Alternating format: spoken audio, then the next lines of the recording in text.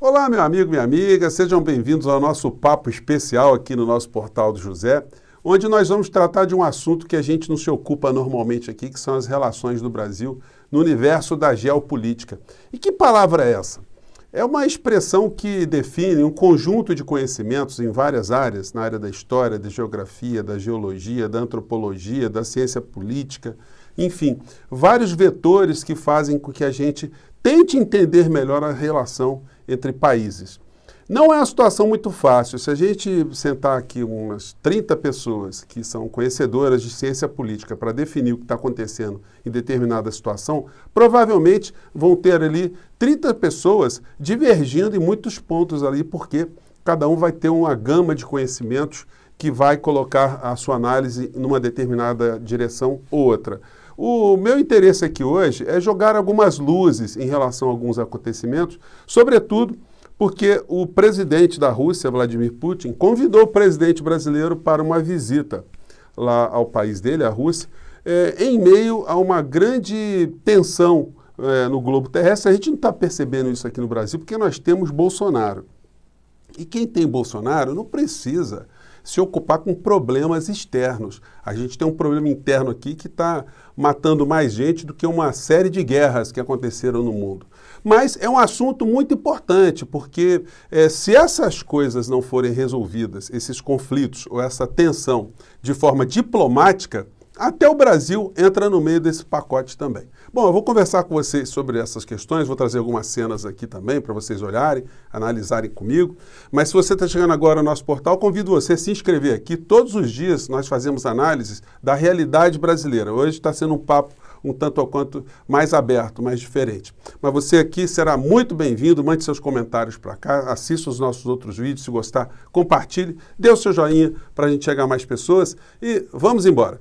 Gente, então, eu já estava para abordar esse tema desde quando surgiu esse convite. Muita gente ficou com uma interrogação, né? Mas o que o Putin tem a ver com o Bolsonaro? O que está fazendo? O Bolsonaro aqui está numa escalada, numa descida. Daqui a pouco ele não vai estar mais no poder.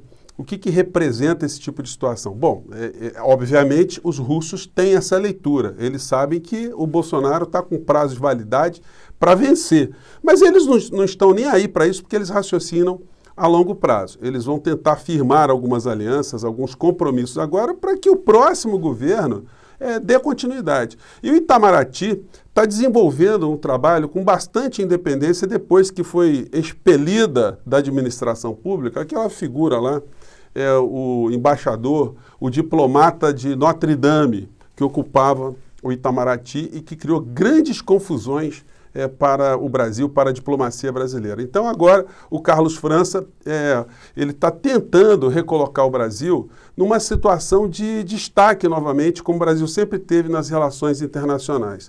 Mas o que está acontecendo? Bom, então o Bolsonaro vai para lá, eu vou falar do que significa isso ao final. Porque a gente tem que entender o que está acontecendo hoje, essa eminência de termos um conflito que pode descambar, inclusive, para um conflito global. Por trás dessa tensão está os Estados Unidos. Os americanos, eles nunca tiveram uma guerra dentro do seu território. E provocar guerras no território alheio é uma especialidade deles. Quando eles não podem invadir, eles sempre conseguem ali um testa de ferro, uma outra nação que faça esse trabalho sujo, entre aspas. Eles não estão preocupados, os norte-americanos, em levar a democracia para lugar nenhum. Nessa história, o que existem são interesses geopolíticos, geoestratégicos, econômicos das corporações que estão por trás desses poderes, sobretudo nos países que compõem ali essa aliança da OTAN. Os países estão alinhados com os americanos, com os norte-americanos. Então, ninguém está preocupado em levar a democracia para a Rússia, ou para a Crimeia, ou para a Ucrânia, ou para a Venezuela, ou para Cuba, ou para a China, para a Coreia. Não, isso é um discurso que, para as pessoas que se envolvem com essa matéria, são discursos absolutamente falsos e fantasiosos. Pois bem, para a gente entender o que está acontecendo, a gente tem que voltar um tanto na história para sabermos o que é a Rússia. O povo russo vem de longe com uma série de conflitos, uma série de lutas. É um país que tem diferenças geológicas, diferenças ambientais, geográficas muito importantes. um país que, em certas áreas, neva o ano inteiro, um país que passou por fomes, por guerras, conflitos, revoluções, guerras civis. Só para a gente pegar no período mais moderno, na Primeira Guerra Mundial, os russos perderam em torno de 11 milhões de pessoas. Depois eles tiveram uma guerra civil, que foi de 1918 até 1922, quando houve a Revolução Russa. E ali já morreram mais 10 milhões, 10, 11 milhões de pessoas. E depois chegamos à Segunda Guerra Mundial, onde morreram mais de 27 milhões de pessoas. No meio dessa história toda, ainda teve o regime soviético que fez uma série de degradações, uma série de assassinatos, uma série de morticínios também. Isso tem que ser registrado. Mas para a gente entender essa situação toda, porque existiu tanta violência, a gente tem que lembrar que o continente é violento. Os russos passaram por um sistema quase feudal, né, ou caracterizado como uma espécie de feudalismo, onde haviam senhores que tinham muito poder econômico, poder político e praticamente faziam uma espécie de escravidão com a parcela mais pobre daquela sociedade então. As pessoas eram tratadas realmente como animais. Era uma situação análoga à situação de um escravo que tínhamos aqui no Brasil. Enfim, aí é um assunto para a gente aprofundar mais, enfim, mas só para a gente traçar esse pano de fundo. Os russos, portanto, eles foram criados, eles foram forjados em meio a situações de muitas privações, muitas durezas, muitas situações que moldaram o caráter desse povo de uma maneira geral. Então, quando pinta agora a perspectiva de haver um novo conflito, os russos estão com as facas nos dentes. O povo russo, eles não querem abrir mão de nem mais 1 milímetro que já foi cedido ao longo da história do seu território, das suas conquistas, enfim. Eles sofreram um baque muito grande a partir dos anos 90, quando a Rússia recebeu ali uma onda, uma influência muito grande do capitalismo e que quis introduzir naquele país um modelo econômico neoliberal, que acabou fracassando na gestão de Boris Yeltsin. E a União Soviética foi esfacelada, ela foi desmantelada e nesse período posterior surge a figura de Vladimir Putin, que tenta resgatar toda a credibilidade e o poder daquele povo dentro do seu território. Evidentemente, eles não querem nenhum tipo de potência estacionada perto das suas fronteiras que ameacem de alguma maneira a sua liberdade, a sua autonomia, com todos os defeitos que eles podem ter. E aí outra situação muito difícil, a gente tentar analisar a cultura russa, o governo russo, à luz da nossa democracia, do nosso modelo, à luz do que acontece no mundo, à luz da nossa civilização, a gente vai cometer muitas injustiças e muitas impropriedades. Então a gente tem que tentar compreender mais ou menos como é que é esse jogo e perceber que não tem ninguém santo no meio dessa história. Pois bem, então estão ali na Europa alguns conflitos para serem deflagrados. E aí a gente teve uma entrevista do Putin, uma entrevista coletiva, e me chamou a atenção essa pergunta feita pela jornalista Diana Magnay, que é da Sky News, da Inglaterra. Eu vou colocar aqui essas imagens e vou ler aqui o texto aqui, porque tem algumas pessoas aqui que não vão enxergar a letrinha, porque está pequena, e nós temos também, para minha alegria, algumas pessoas que são cegas, que acompanham nosso portal e que pedem, às vezes, para eu ilustrar, para eu dizer o que está acontecendo. Então, a respeito a essas pessoas, eu vou aqui tentar fazer uma espécie de tradução, entre aspas, simultânea. Então, a jornalista perguntou para o Putin se ele ia garantir incondicionalmente que não invadiria a Ucrânia. A Ucrânia é um país que faz divisa ali com a Rússia e que já pertenceu à União Soviética, fez parte da União Soviética e boa parte da Ucrânia é composta por pessoas que nasceram na antiga União Soviética, que são pessoas que falam russo, que têm uma proximidade muito grande com a cultura russa. Do outro lado, mais para o lado europeu, existe uma parcela da Ucrânia que já está mais ocidentalizada. Muitas pessoas, inclusive, analistas da região, dizem que essa ocidentalização foi implantada, foi seduzida, foi subornada pelas agências de inteligência dos Estados Unidos, enfim, por agências agências de propaganda, pela geoestratégia dos americanos para aquela região. E eles não estão querendo, os russos, abrir mão de nenhum átomo do que eles têm nos dias de hoje. Então, vê essa pergunta aqui da jornalista. Vou tentar aqui falar com vocês. Vamos lá. Então, ela pergunta, você garantirá incondicionalmente que não invadirá a Ucrânia? Ou qualquer outro estado? Ou isso depende de negociações? Tem uma outra pergunta. Você acha que o Ocidente não entende a Rússia ou as suas intenções? Obrigada. Ele fala, sobre as garantias, isso dependerá do processo de negociações. Nossas ações dependerão não das negociações, mas da garantia institucional da segurança da Rússia, hoje e no futuro. Assim sendo, dissemos claramente que a futura expansão da OTAN em direção ao leste é inaceitável. Será que dá para entender? Somos nós que colocamos mísseis junto às fronteiras dos Estados Unidos? Não. Foram os Estados Unidos que vieram com seus mísseis para perto de nós. Os mísseis estão na porta. Seria pedir demais para não colocar mais nenhum sistema de ataque?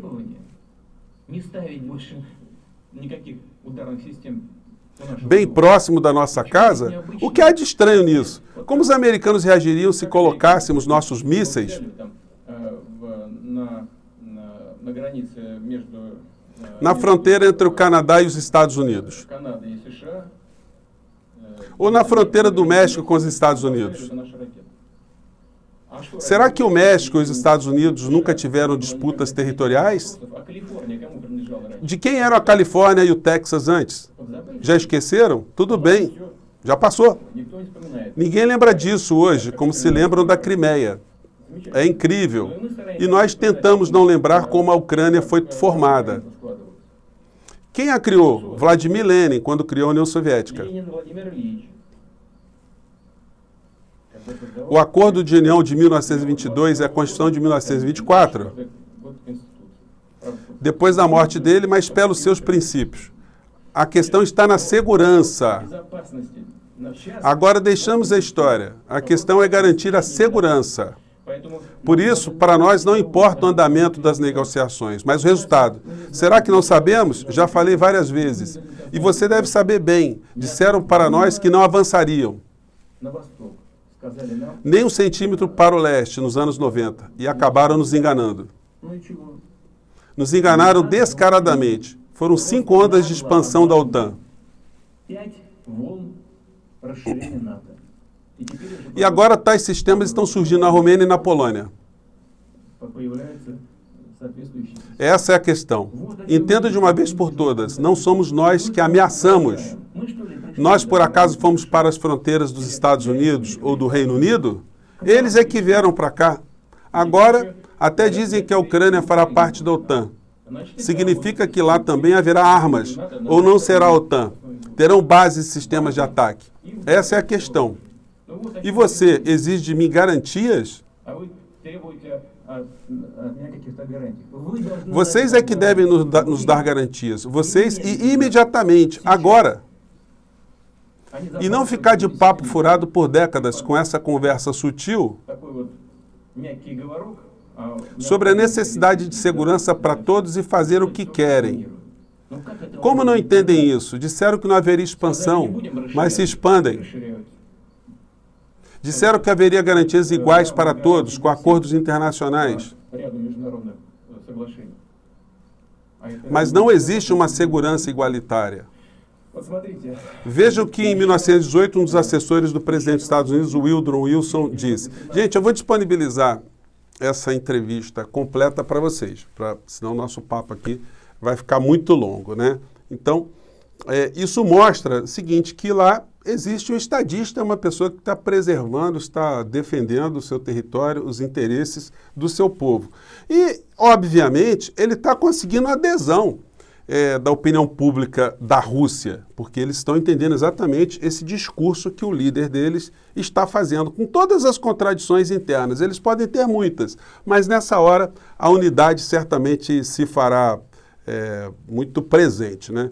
Aqui o Putin está falando já para os militares do alto comando das Forças Armadas da Rússia. Eu trouxe um trechinho aqui para vocês, só para vocês verem aqui o shape da rapaziada. Podemos lembrar a história recente, os acontecimentos do fim dos anos 1980. Ele está falando para os militares aqui na eminência do que eles devem fazer para proteger o seu território e os seus interesses. Vamos lá.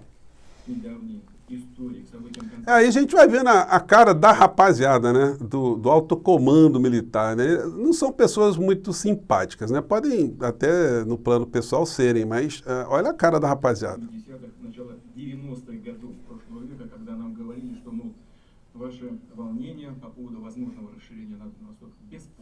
E aí o Putin está falando com ele exatamente de como houve a ruptura de acordos, né? De não colocar a soberania russa sobre nenhum tipo de problema.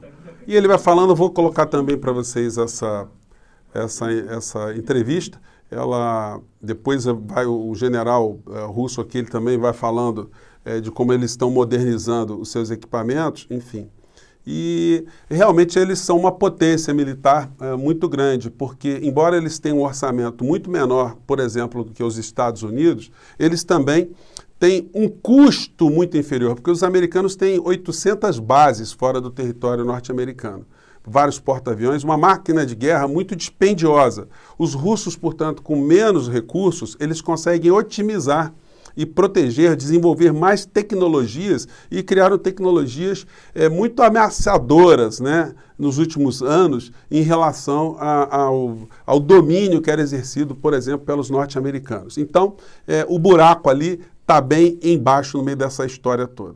E para ilustrar aqui que o povo russo é um povo que tem essa tradição de estar permanentemente em algum tipo de conflito, quando eles comemoram o final da Segunda Guerra Mundial, eles têm lá um dia de passeata da vitória. E as pessoas, os civis que vão participar dessas passeatas sempre levam a fotografia de um parente que perdeu a vida nesse conflito. É muito interessante, é uma passeata civil, mas tem a participação do presidente, vou colocar aqui, o presidente russo, né? É uma multidão gigantesca, todo mundo com os cartazes aí dos seus familiares. Tem uma cena aqui que está mais perto para assistir, essa aqui, deixa eu colocar essa aqui.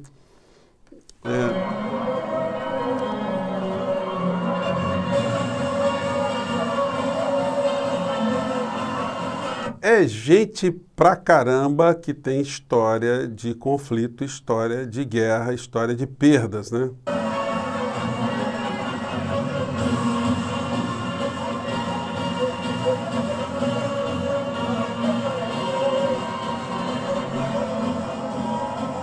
É muita gente. Esse vídeo, por exemplo, aqui, ele tem mais de 5 horas, né? É um negócio muito... A gente vai vendo o desfile.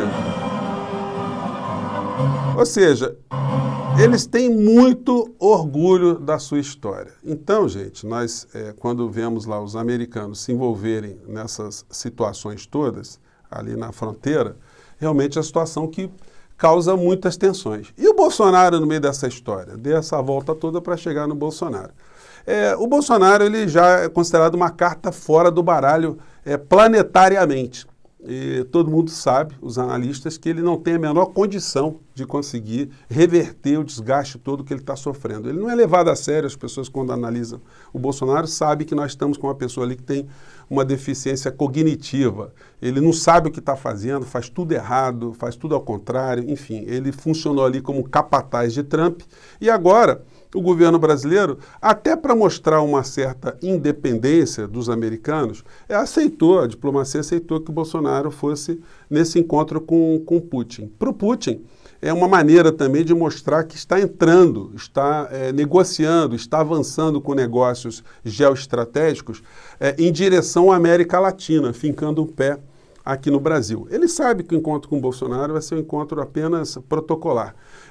O embaixador norte-americano, secretário para assuntos internacionais, enfim, assuntos diplomáticos, o Antony Blinken, ligou para o Carlos França, o embaixador brasileiro, o chanceler brasileiro, preocupado com esse tipo de encontro, o que vai ser discutido ali. E procurando também uma adesão do Brasil aos interesses geopolíticos, geoestratégicos dos norte-americanos. E, segundo a matéria, o que foi solicitado ali ao Brasil é que haja uma resposta forte e unida contra as agressões russas à Ucrânia. Só que a diplomacia brasileira, ao mandar o Bolsonaro para esse encontro, está mostrando que não está integralmente alinhada com esses mandamentos, com esses ditames, que é uma coisa muito curiosa, se tratando de um presidente que foi um capacho, foi um bajulador dos interesses norte-americanos, quando o presidente norte-americano era o Trump. Então, gente, o que a gente pode esperar dessa situação? Primeiro, é saber se ela vai se confirmar, se esse encontro vai se confirmar, porque a situação ali está muito tensa, pode ser que haja uma suspensão, haja uma reversão desse encontro aí que está programado. Mas se nada acontecer, será apenas um encontro protocolar, uma cúpula, que tratará de alguns assuntos ali, que o Bolsonaro não poderá implementar, porque ele já não estará no poder o ano que vem, com toda certeza.